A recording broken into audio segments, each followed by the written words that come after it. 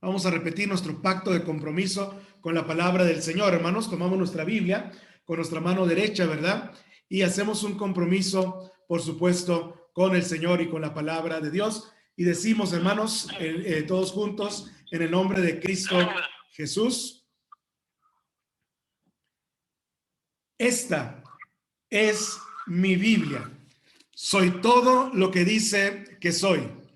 Tengo todo lo que dice que tengo y puedo hacer todo lo que dice que puedo hacer. Hoy recibiré la palabra de Dios. Confieso que mi mente está abierta y mi corazón está receptivo. Nunca más seré igual. Estoy a punto de recibir la incorruptible, indestructible, siempre viva semilla de la palabra de Dios. Nunca más seré igual. Nunca, nunca, nunca, nunca más seré igual. En el nombre de Jesús. Amén. Amén.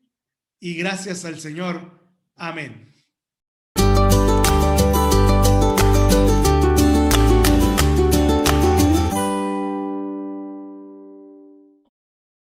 Vamos a orar, hermanos, por el mensaje de la palabra de Dios. Señor, en esta mañana queremos darte muchas gracias, Señor, por este día. Te pedimos que tú bendigas tu palabra, Señor, que podamos abrirla con todo gozo, con toda alegría, poder aprender de ella, Señor, y ponerla en práctica. Te pedimos, Señor, para que otras personas que no conocen a Cristo podamos compartirla, Señor, y llevarla también a ellos conforme a tu voluntad, Señor. Abre nuestra mente, nuestros ojos y nuestro corazón. En Cristo Jesús, Señor nuestro. Amén. Y amén, Señor. Amén, Padre Santo. Muy bien. Amados hermanos, el día de hoy estamos continuando con una serie de mensajes, los cuales he titulado Soy realmente cristiano. Soy realmente cristiano. Y el día de hoy vamos a ver el último mensaje de esta serie de 5 mensajes que le he titulado No eres cristiano si no perseveras hasta el fin. No eres cristiano si no perseveras hasta el fin. Y déjeme iniciar de la siguiente manera con este mensaje el día de hoy, hermanos, para que ustedes y yo podamos entrar entonces en materia. Jocelyn, mi esposa, es una persona muy fuerte, muy capaz y más fuerte que cualquier otra persona que yo haya conocido. Puedo decir con confianza que nunca he conocido a nadie con una mayor resistencia al dolor que ella. Y déjenme ponerles un ejemplo de lo que estoy diciendo. ¿Qué tan fuerte es mi esposa? Bueno, agradezco que lo hayan preguntado. Es tan fuerte que dio a luz a nuestro hijo por cesárea y la anestesia que le pusieron no le hizo absolutamente nada y ella estaba consciente y estaba, por supuesto, atenta al nacimiento de nuestro hijo y aun cuando salió del quirófano también estaba atenta y alerta. Piensen en ello por un segundo. Todos los que son mamás, ¿verdad? Pueden corroborar esto, que es, por supuesto, un dolor muy extremo. A ella y a su familia y a la mayoría de la gente que conozco cercana a ella, les gusta también hacer ejercicio y en algún momento de nuestra vida nos pusimos a hacer ejercicio juntos, aunque ustedes no lo crean. Nos pusimos de acuerdo con una muchacha, con una hermana de nuestra iglesia, y ellas empezaron a ir a las 4 o 5 de la mañana a un gimnasio para hacer ejercicio. Después venían, hacían bicicleta y después también corrían. La idea de correr a mí no me gusta muchísimo, puesto que puedo decir que no me gusta la idea de correr. Bueno, no me gusta la idea de correr por mucho tiempo. Nada más los primeros 2 minutos y ya después, ¿verdad? Me detengo. Prefiero el tipo de carrera que se hace en el béisbol. Correr 5 segundos y luego parar durante 5 minutos y esperar la siguiente entrada. Pero correr por correr o correr por un tiempo muy prolongado sin parar, bueno, no es para mí una muy buena idea. Y luego, tras todo tu esfuerzo, terminar en el mismo lugar donde llegaste, pues tampoco como que es para mí muchísima alegría en hacerlo. Yo felicito a quienes lo hacen y quienes lo ponen en práctica, pero en realidad, bueno, hay muchísima diferencia entre los que lo hacen y los que no lo hacemos, porque la diferencia es la perseverancia. Mi esposa tiene mucha perseverancia y estoy seguro que muchos de ustedes también tienen mucha perseverancia. Cuando las cosas se ponen difíciles en el camino, necesitamos perseverancia. Necesitamos ir corriendo, ir tras la meta que nos hemos perseguido. Y bueno, la perseverancia física está bien. Si usted la tiene, le felicito y le aplaudo por ello. Pero la Biblia habla de otro tipo de perseverancia que es mucho más importante y que nos viene ahora al tema que estamos tratando. La perseverancia espiritual.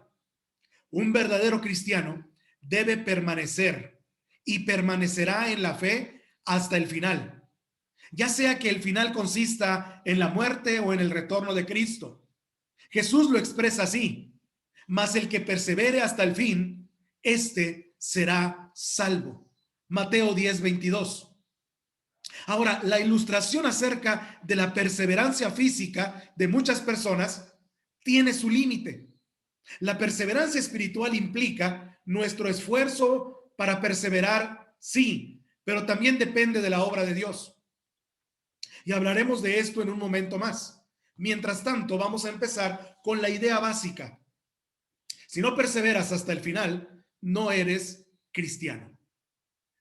En una búsqueda rápida por internet, encontré docenas de sitios web gestionados por ex cristianos, fíjense bien lo que voy a decir, que han visto la luz abandonando la fe, por lo general con algo de resentimiento o algo de ira.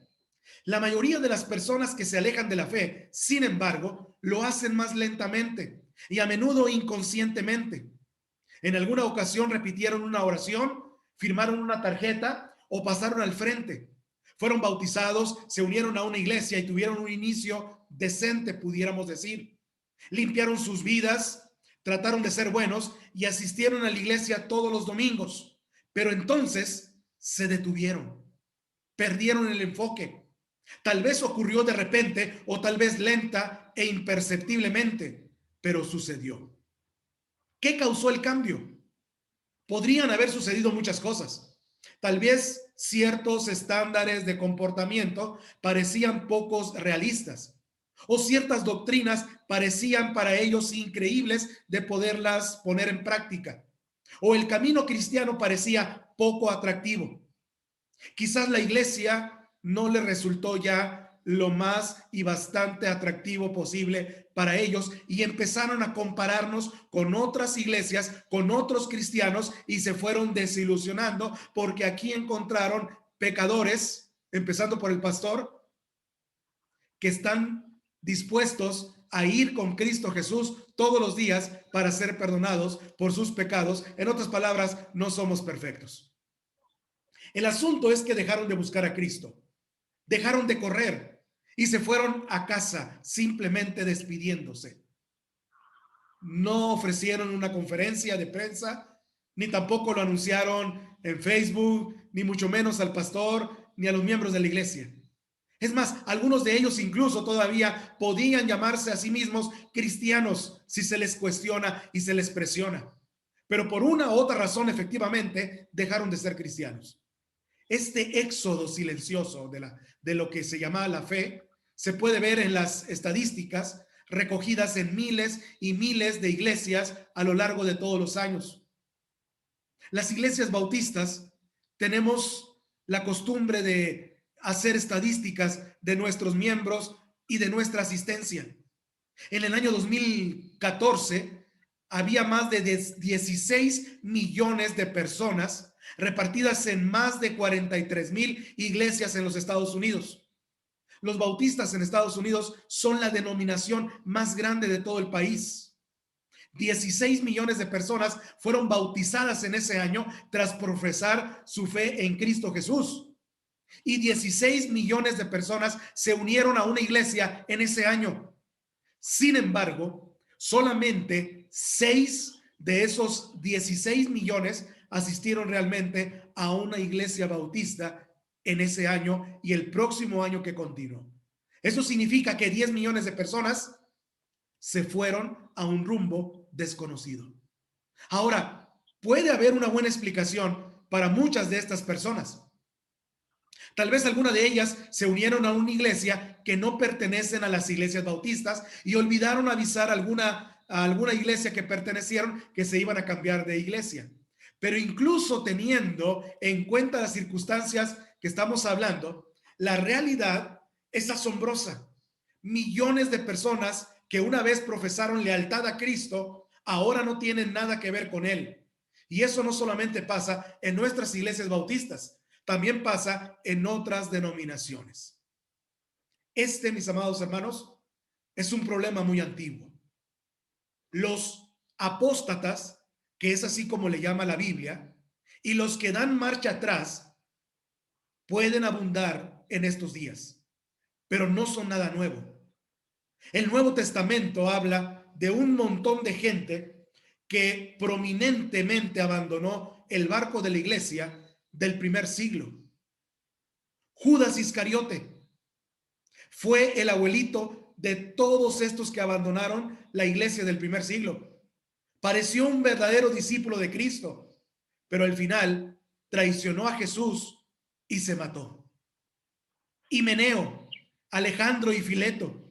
Estos hombres abandonaron la verdad del evangelio, naufragaron en su fe y se desviaron de la verdad. Demas. Pablo anuncia los saludos fraternales de Demas a las iglesias en varias de sus cartas.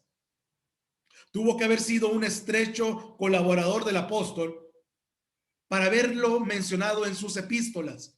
Pero cuando Pablo escribió su última carta, Demas lo había abandonado a causa de su amor por el mundo.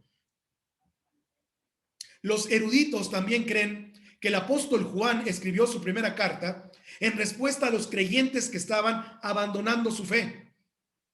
Un grupo de cristianos profesantes comenzaron a rechazar a Jesús, que el Hijo de Dios había venido en carne humana. Estaban rechazando esta enseñanza.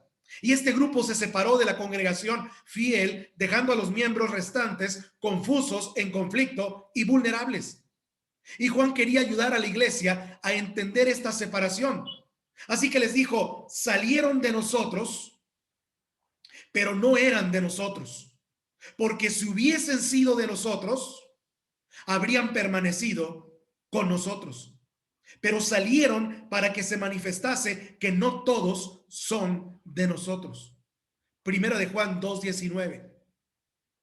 Salieron de nosotros, dice la Biblia. Los miembros que se marcharon podrían haber parecido creyentes fuertes, firmes, de convicciones férreas, de muchos años en el cristianismo y en el evangelio. Algunos de ellos podían haber sido líderes de congregación, pero sus verdaderos colores estaban ahora saliendo a la luz. Es importante, hermanos, tener en cuenta lo que Juan no estaba diciendo en este pasaje. Él no estaba diciendo, estas personas fueron cristianas una vez, pero ya no lo son. Él no está diciendo eso. Más bien, está diciendo que nunca fueron cristianos en primer término. Nunca fueron realmente de nosotros. De lo contrario, estarían aún en la iglesia. El hecho de que abandonaron la fe demuestra que nunca fueron creyentes genuinos. Y aquí está la lección subyacente afirmada de la manera más clara posible. La Biblia nos enseña que los cristianos genuinos no dejarán la fe. Los cristianos genuinos no abandonan a Cristo. ¿Y qué significa esto para tu vida y para mi vida? Significa que lo que importa no es si una vez actuamos y hablamos como creyentes, sino si estamos siguiendo hoy a Cristo y si continuaremos haciéndolo hasta el fin. Muchas iglesias, no solamente en los Estados Unidos, sino aquí en México y en toda Latinoamérica, enseñan que ser cristiano es solo una cuestión de tomar una decisión. Si en algún momento de tu vida quieres ser cristiano, dile a Dios que acepta su perdón y así el trato queda hecho. Lo tratan como una vacuna en contra de una enfermedad, en la que recibes la vacuna, la dosis de perdón y te inmuniza permanentemente contra el fuego del infierno, sin importar si continúas siguiendo a Cristo o no. Si ese es el entendimiento de la salvación que actualmente tienes como cristiano, déjame decirte que este sermón puede parecerte radical, pero te aseguro que no es tan radical como parece. De hecho, muchos cristianos en el pasado consideraron estas ideas como básicas. Por ejemplo, haciendo historia de nuestra denominación bautista, la Nueva Confesión Bautista de Fe de Hampshire, escrita en 1833, resume la enseñanza de la Biblia sobre el tema de esta manera. Creemos que solo son creyentes verdaderos los que perseveran hasta el fin y que su adición perseverante a Cristo es la gran marca que los distingue de los profesantes superficiales. Los profesantes superficiales. ¿Cómo podemos saber quiénes son los verdaderos creyentes? ¿Cómo podemos distinguirlos de aquellos que tienen profesiones superficiales de fe? Los verdaderos creyentes permanecen hasta el final.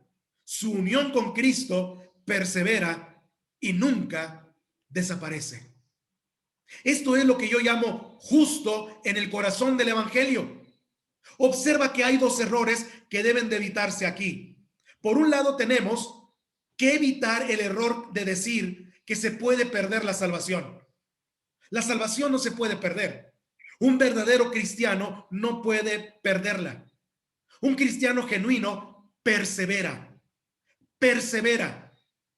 Por otro lado, hay que evitar el error de que los que con ligereza usan las palabras que dicen una vez salvo, salvo para siempre. Como si pudieras hacer una decisión por Cristo, pero después vivir como diablo. Tampoco esto es así. Un verdadero cristiano persevera en seguir a Cristo. Para ver esto, considera la naturaleza de la salvación que Jesús aseguró para su pueblo. Es mucho más que una tarjeta diciendo sal del infierno gratis. Más bien, la declaración de la Biblia nos dice en Romanos 6:22. Si ustedes buscan por favor en sus Biblias, Romanos 6:22, la palabra de Dios nos dice que antes éramos esclavos. Antes de todo esto, éramos esclavos del pecado y Jesucristo vino para hacernos libres. Vea lo que dice el versículo 22. Dice la Biblia de la siguiente manera: mas ahora que habéis sido librados del pecado o libertados del pecado y hechos siervos de Dios, dice que ahora tenéis por vuestro fruto la santificación y como fin la vida eterna. Romanos 6:22. Ahora vea lo que dice la Biblia en Efesios 2:5. Vamos para allá, por favor. Efesios capítulo 2, versículo número 5. La Biblia nos dice de la siguiente manera, que nosotros estábamos muertos y Jesús vino para darnos vida. Efesios 2:5. La Biblia dice, aún estando nosotros muertos en pecado, nos dio vida juntamente con Cristo. Por gracia sois salvos. Ahora veamos otro versículo más. Lucas 19:10.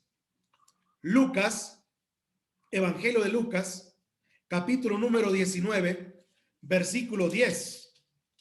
La Biblia nos dice de la siguiente manera, que estábamos perdidos y Jesús vino a buscarnos. Dice el versículo 10 de la siguiente manera, porque el Hijo del Hombre vino a buscar y a salvar lo que se había perdido. También dice la Biblia en Lucas 5, vamos más atrás por favor, Lucas capítulo 5, versículo 31. Vea lo que dice la palabra del Señor. Lucas 5:31 nos dice que estábamos espiritualmente enfermos y Jesús vino a sanarnos. Dice, respondiendo Jesús les dijo, los que están sanos no tienen necesidad de médico, sino los enfermos. No he venido a llamar a justos, sino a pecadores al arrepentimiento. Y podemos citar un montón de versículos que nos dice lo que realmente éramos antes y tenemos que aceptar en Cristo Jesús. Éramos espiritualmente ciegos y Jesús vino a darnos la vista y a poder ver espiritualmente la verdad. Éramos hijos rebeldes y Jesús vino a restaurarnos con nuestro Padre Celestial. Éramos enemigos de Dios y Jesús vino, a hacernos sus amigos nuevamente. Adorábamos ídolos que no podían ayudarnos y Jesús vino para librarnos de sus garras. La pregunta es aquí, ¿puedes ver por qué un creyente verdadero que realmente ha experimentado el perdón de Cristo permanecerá en la fe hasta el final? Desde una perspectiva humana, ser salvo significa ser salvado de una vida de desobediencia y rebelión. Lo voy a decir una vez más. Ser salvo significa ser salvado de una vida de desobediencia y rebelión. Alguien que continúa desobedeciendo y rebelándose simplemente no ha sido salvado, porque la salvación, entre otras cosas, es la salvación de eso precisamente, de la desobediencia y de la rebelión que éramos antes. Es como señalar a alguien sentado en un charco de barro y decir que lo salvaste del barro. Tus palabras no tienen sentido. Cuando alguien que una vez profesó la fe ya no tiene el deseo de adorar, disfrutar y obedecer y amar a Dios, demuestra que no recibió la salvación reconciliadora y purificante de Cristo. En primer lugar, sigue todavía sentado en el barro.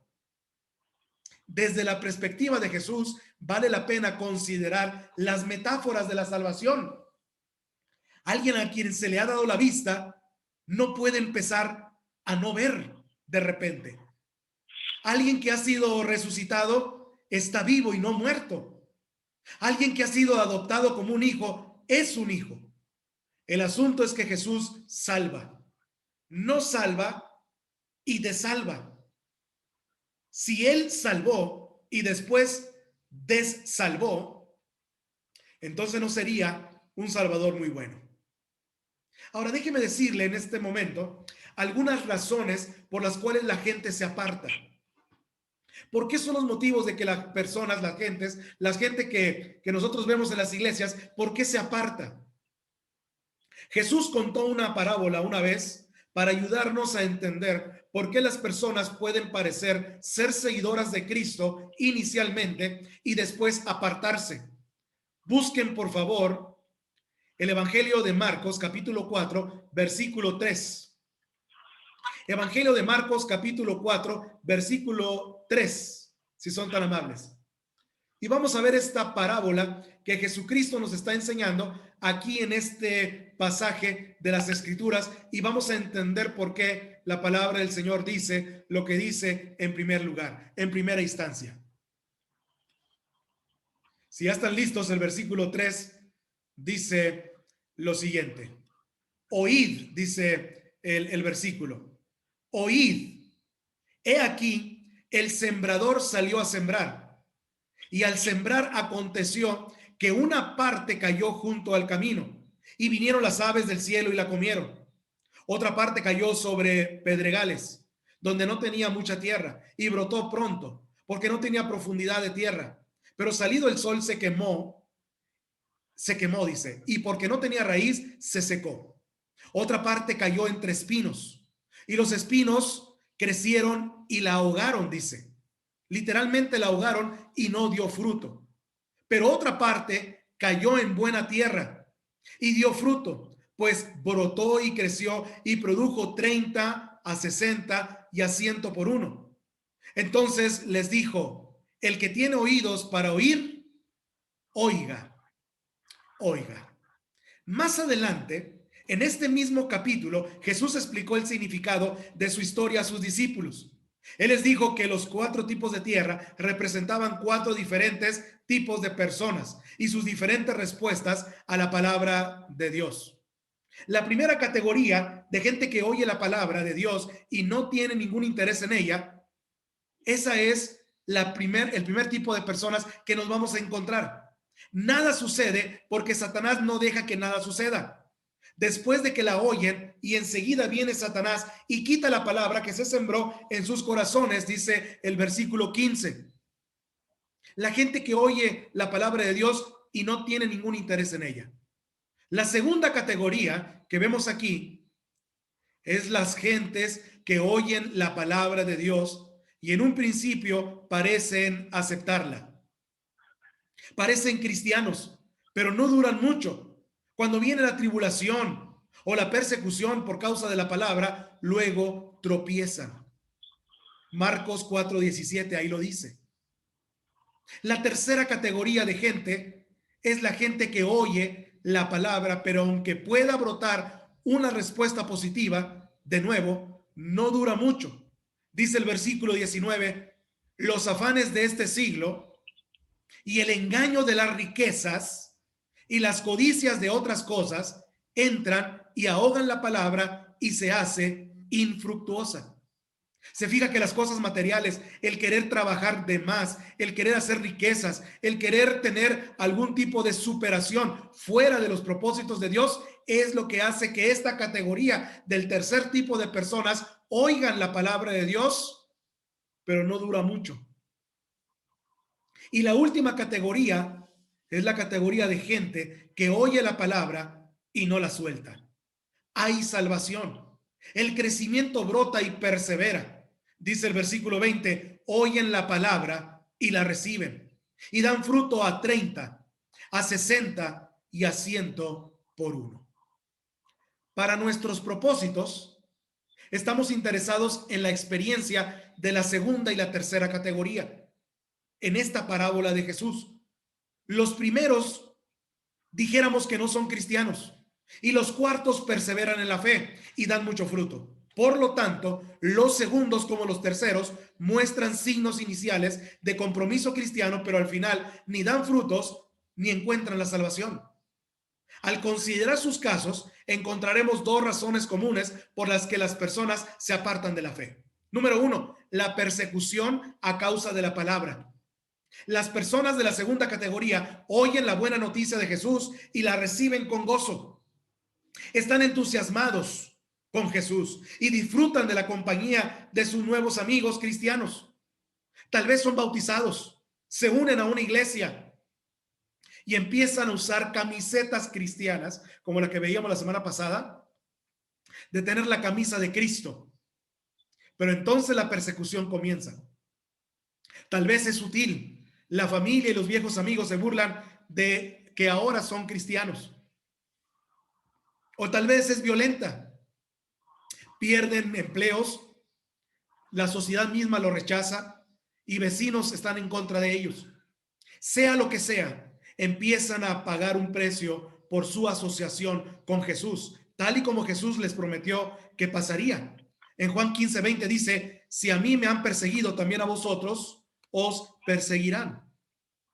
Aparentemente no hay manera de seguir a un Mesías que fue crucificado por los poderes del mundo sin que exista un sufrimiento. Y tristemente los cristianos a menudo fallan en advertir a las personas para que calculen los costos de seguir a Cristo antes de hacer una decisión. Independientemente de los miembros de este segundo grupo hayan sido instados a calcular el costo, por favor, hazlo cuando compartas a Cristo. Dile a las personas que el cristianismo no es un lecho de rosas, que el cristianismo no es riqueza material, que el cristianismo no es la solución a sus problemas. El cristianismo es la salvación de sus almas y de su vida.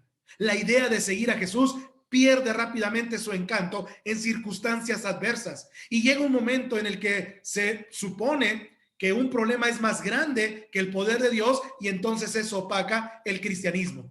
De forma lenta pero segura, estos navegantes de buen tiempo se distancian de la comunidad cristiana. Queda como un recuerdo lejano.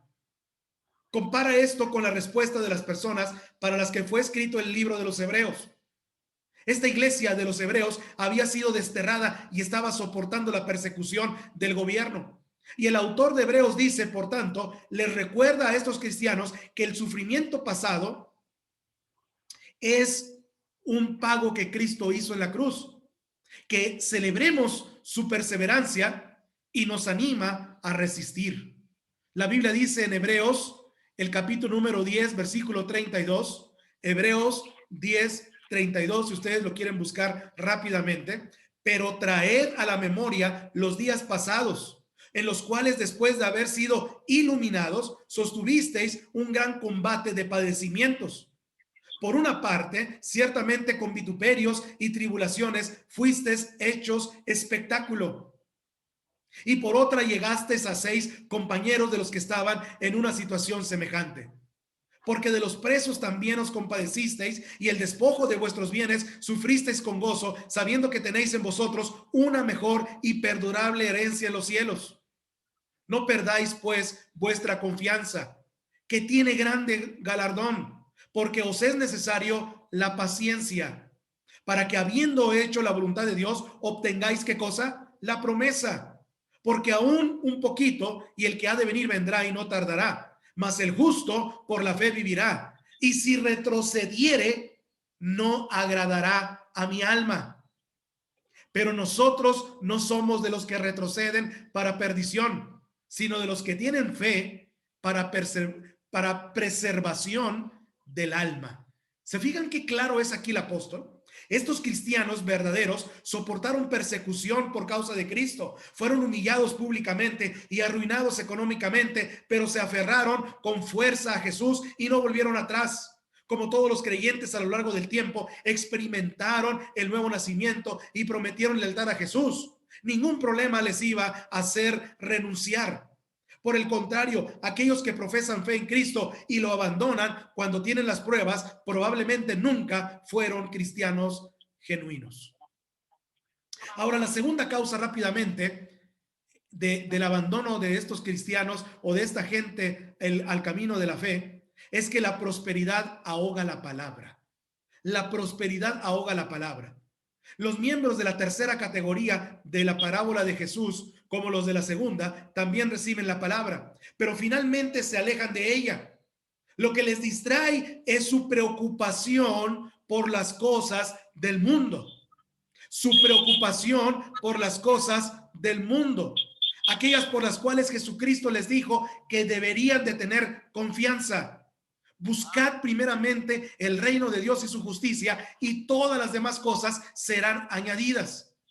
Ya sea que sean pobres y vivan agobiados y ansiosos por pagar el alquiler, o porque tengan mediana posición social y estén todos los días yendo a trabajar largas jornadas de trabajo, o que sean ricos y siempre están buscando casas mejores y casas más grandes, todos tienen en común la preocupación por las riquezas. La fe de algunas personas es asaltada por la pobreza y el sufrimiento, y la fe de otros es ahogado por el mismo éxito. La privación tienta a algunos a abandonar la esperanza de Cristo en busca de pastos más verdes. La prosperidad hace que otros desvíen su mirada de Dios. En otras palabras, no se trata de cuánto tienes, se trata de lo que estás buscando. Ahora bien, pensemos en la prosperidad como algo bueno. Y en cierto modo lo es, pero puede ser peligrosa en términos espirituales. Piensa en esto. Las posesiones materiales pueden tener el efecto de la anestesia. Alivian el dolor del alma y hacen a las personas insensibles a la necesidad de Cristo. Las riquezas nos tientan a confiar en ellas para nuestro bienestar en lugar de confiar en Jesús. La prosperidad implica que tenemos más que perder, lo cual hace más difícil que dejemos todo por el amor a Cristo. Las riquezas son difíciles de conseguir. Se requiere mucho trabajo e inversión para ganar y mantener la riqueza, lo cual nos deja menos tiempo para asuntos espirituales. Como lo dijo el famoso rapero de Notorious Big, él dijo, más dinero, más problemas. Así lo dijo él y lo dijo un mundano. Y mientras más poseemos, más cosas tenemos para atesorar el lugar de Cristo. La Biblia habla repetidamente acerca de los peligros de la riqueza. Pensaremos en esto más adelante en otros mensajes, pero baste decir que alguien que abandona a Jesús con el fin de adquirir riquezas y prosperidad nunca le atesoró. Ahora quiero que veamos antes de terminar con esta sesión, porque se va a terminar y nos vamos a conectar una vez más. Vamos a ver las dos caras de una misma moneda. Las dos caras de una misma moneda. Entonces, ¿cómo podemos perseverar en la fe y seguir siendo fieles hasta la muerte o hasta el regreso de Jesús? Lo que ocurra primero. Bien, el libro de Judas, si vamos para allá, Judas nos ayuda a responder a esta pregunta. Judas, en su único capítulo, nos dice en el versículo 21, Judas, versículo 21, conservaos en el amor de Dios, esperando la misericordia de nuestro Señor Jesucristo para vida eterna. A algunos que dudan, convencerlos; a otros salvad, arrebatándolos del fuego; y de otros tened misericordia con temor, aborreciendo aún la ropa contaminada por su carne. Y aquel que es poderoso para guardarnos sin caída y presentarnos sin mancha delante de su gloria con gran alegría, al único y sabio Dios, nuestro Salvador, sea gloria y majestad, imperio y potencia, ahora y por todos los siglos de los siglos. Amén.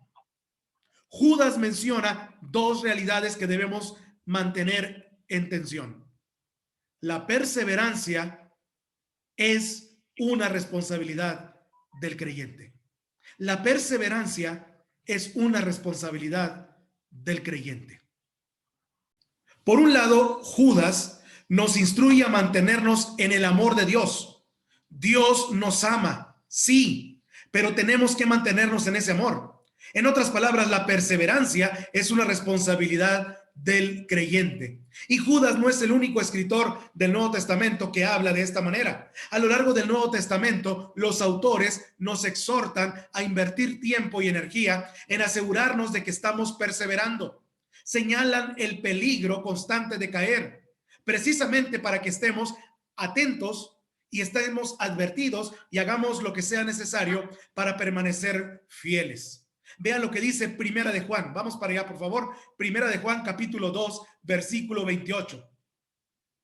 Primera carta del apóstol Juan, capítulo 2, versículo 28. Dice la Biblia de la siguiente manera: y ahora, hijitos, permaneced.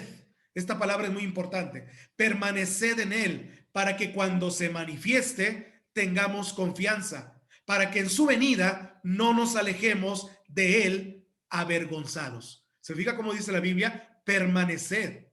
Ahora vayamos a otro pasaje de la Biblia. Primera de Timoteo, capítulo 6. Primera de Timoteo, capítulo 6, por favor, versículo 12.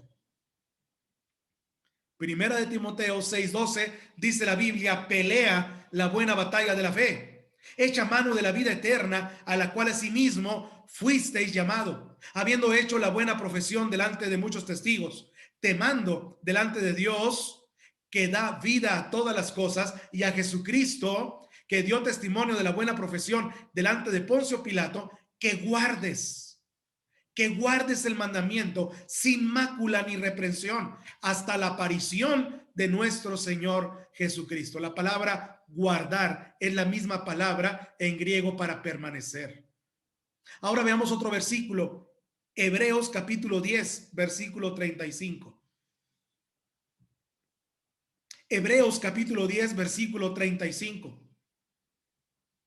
Dice la Biblia: no perdáis pues vuestra confianza. Otra vez la palabra confianza, que tiene grande galardón, porque os es necesaria la paciencia, para que, habiendo hecho la voluntad de Dios, obtengáis la promesa.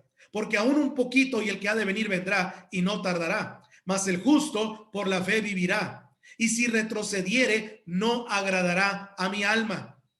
Pero nosotros no somos de los que retroceden para perdición, sino los que tienen fe para preservación del alma. Un versículo más, Hebreos 12:1, un poquito más adelante. Hebreos 12:1, por favor. Por tanto, nosotros también, teniendo en derredor nuestro tan grande nube de testigos, despojémonos de todo peso y del pecado que nos asedia, y corramos con paciencia la carrera que tenemos por delante. Corramos con paciencia esta carrera. Amados, estas advertencias y exhortaciones asumen que la perseverancia es el trabajo y la responsabilidad de cada cristiano a nivel individual. En resumen, hay una diferencia entre mi esposa y yo cuando se trata de correr. Ella persevera y yo no.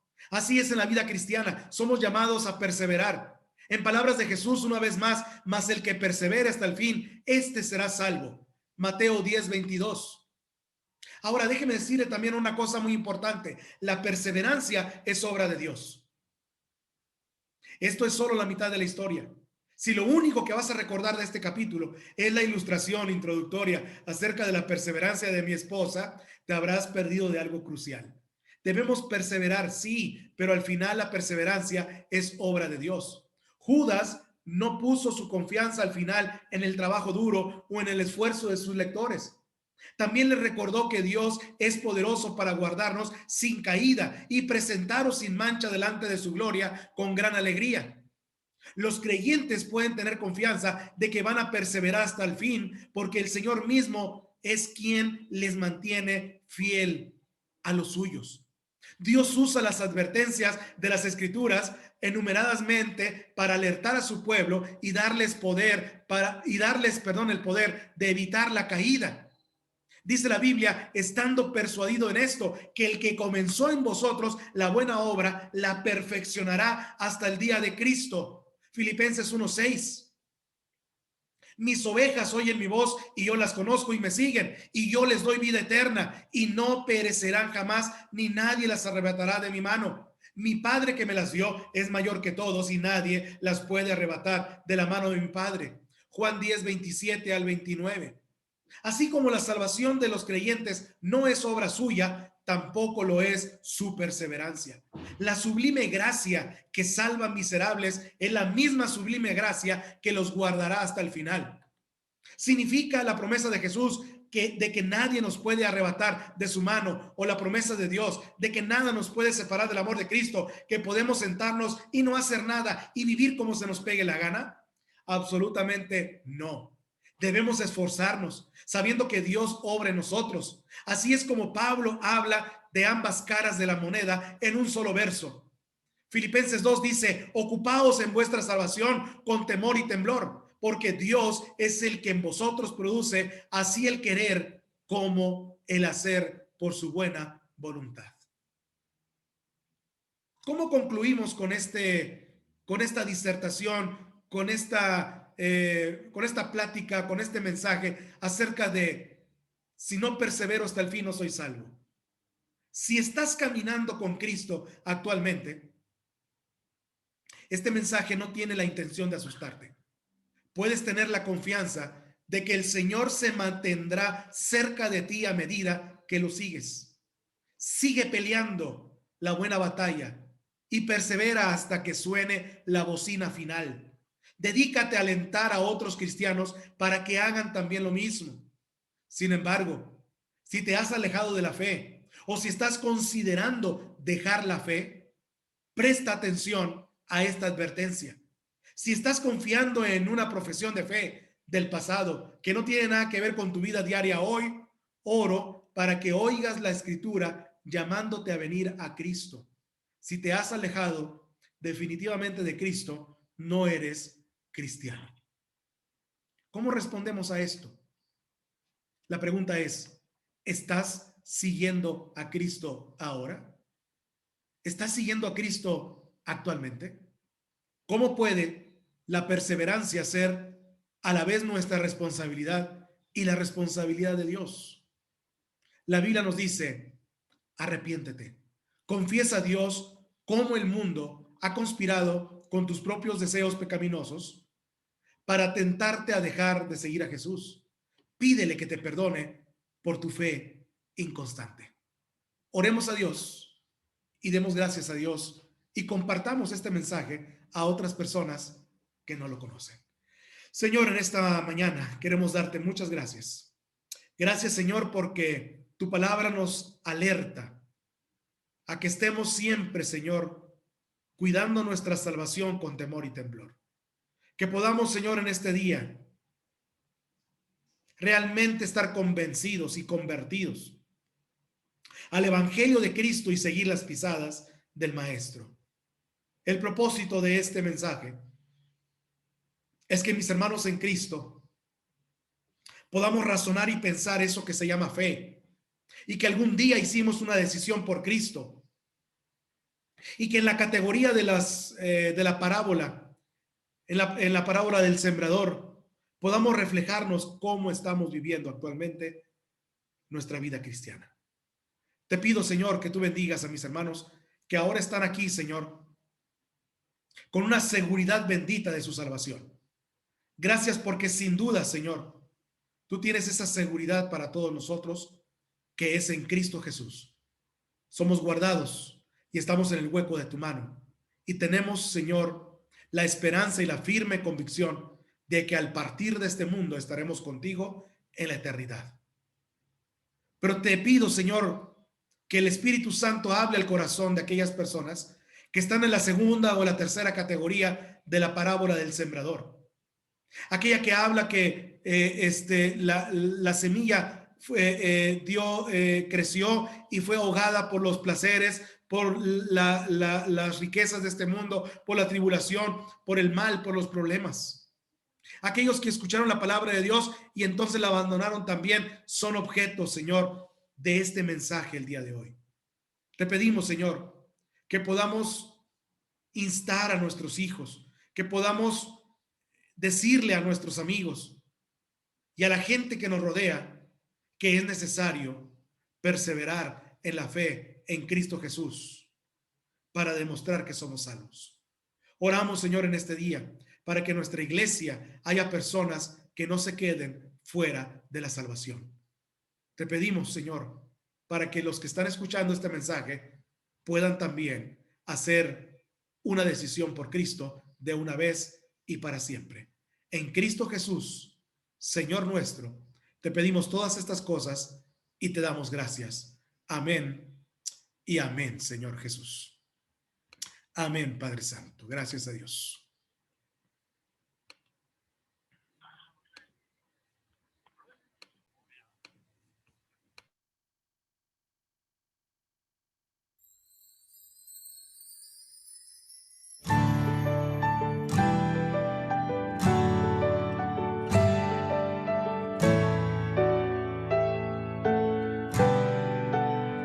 Una estrella anunció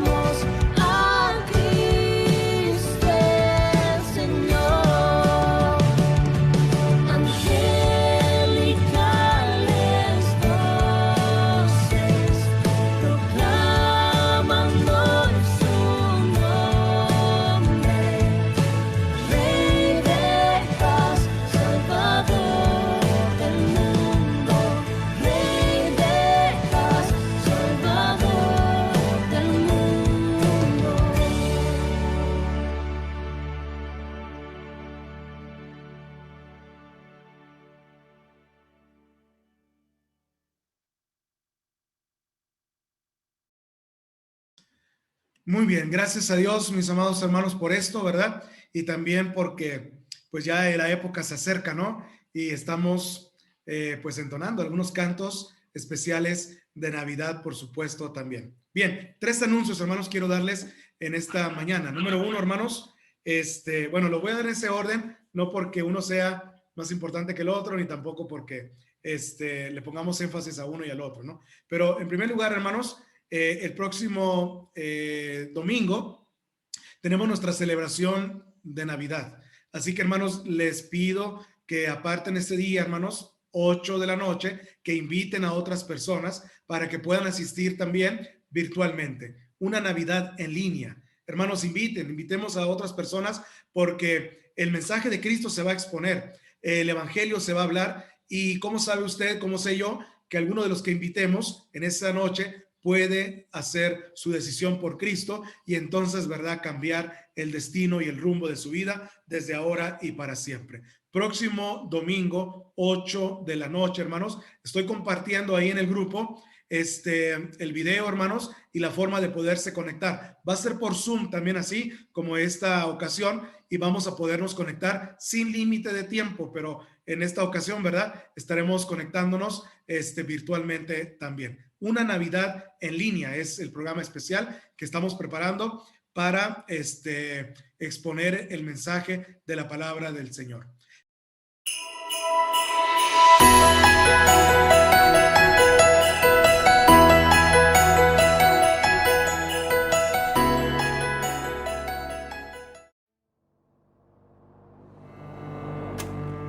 ¿Qué pasaría si hubiera cosas de las que nunca te pudieras retractar? Palabras, decisiones, errores. Un mundo en el que cada dolor durara para siempre, donde cada herida nunca sanara, sin autocorrección, sin tecla de retroceso, sin tecla de suprimir. Un mundo donde el hombre solamente se alejara cada vez más de la felicidad, de la paz, de Dios. Eso es lo que el mundo sería sin un Salvador.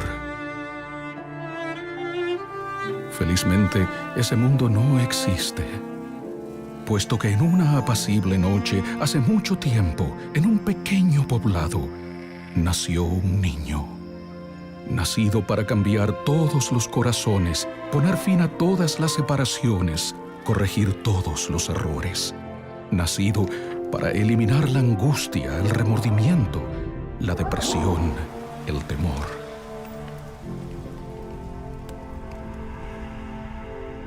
Él te comprende a ti. Él nos sana a nosotros. Él puede salvar la brecha solitaria entre Dios y el hombre y llevarnos de vuelta a casa, si se lo permitimos, si lo amamos, si lo seguimos. Es por eso que celebramos, es por eso que cantamos, y es por eso que Él nació.